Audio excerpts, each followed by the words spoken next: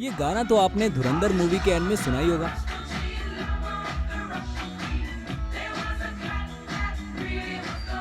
लेकिन ये गाना असलियत में जिस शख्स के बारे में है, कभी उसके बारे में सुना है?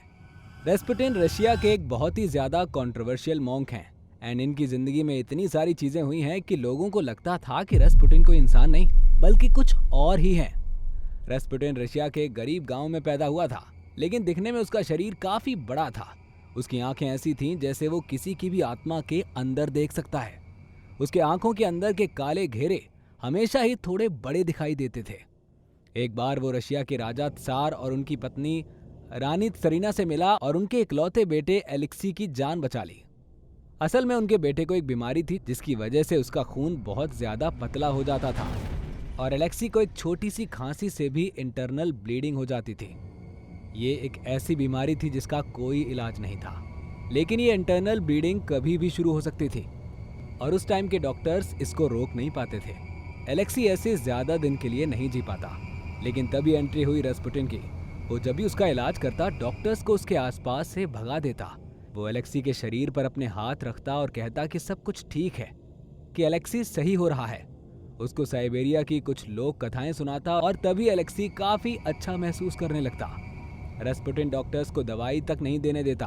असल में उस समय डॉक्टर्स उस बीमारी के लिए एलेक्सी को एस्पिरिन दिया करते थे, लेकिन एस्पिरिन से खून और भी ज्यादा पतला हो जाता था। हालांकि उस टाइम पर किसी को भी इस बात का अंदाजा तक नहीं था कि ये एस्पिरिन एलेक्सी की तबीयत और ज्यादा बिगाड़ रहा है। रेस्पुटिन हमेशा से ही विदेशी दवाइयों को पसंद नहीं करता था। अब अपने बेटे के लिए रानी त्सरीना रेस्पुटिन को अपने साथ ही रखती थी।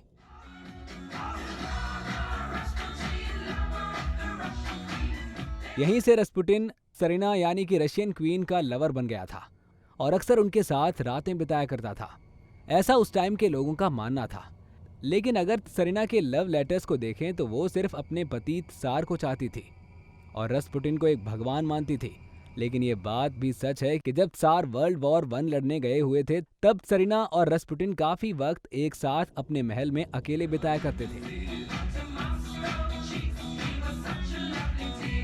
त्सरीना और रेस्पुटिन के बीच क्या क्या होता था उसके बारे में कुछ भी कहना मुश्किल है, लेकिन ये बात एकदम सच है कि रेस्पुटिन ने महल में कई सारी शाही लड़कियों के साथ तो अपनी रातें रंगीन की ही थीं। रेस्पुटिन की जिंदगी बहुत अजीब थी।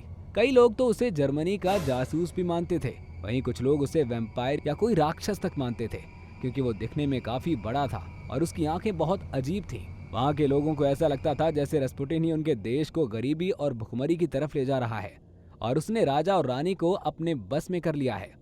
इसीलिए ही यूसुपुशोव नाम का एक आदमी जो कि शाही खानदान से था, उसने रेस्पुटिन का कत्ल कर दिया और कत्ल करने के बाद बताया कि पहले तो उसने और उसके साथ वाले लोगों ने रेस्पुटिन को बहुत सारा जहर खिलाया, केक्स और स्वीट्स में मिलाकर, लेकिन उससे रेस्पुटिन को कुछ नहीं हुआ। फिर उन्होंने रेस्पुटिन के दिल में गोली मार दी, लेकिन फिर भी वो दोबारा उठ खड़ा हुआ और वहां से भाग निकला। लेकिन यूसुपोव और उसके लोगों ने रेस्पुटिन का पीछा करते हुए उसे काफी गोलियां मारी, उसे पीटा और फिर एक नदी में फेंक दिया। लेकिन बाद में जब रेस्पुटिन की बॉडी को नदी से बाहर निकाला गया तो उसकी बॉडी में कोई जहर नहीं था।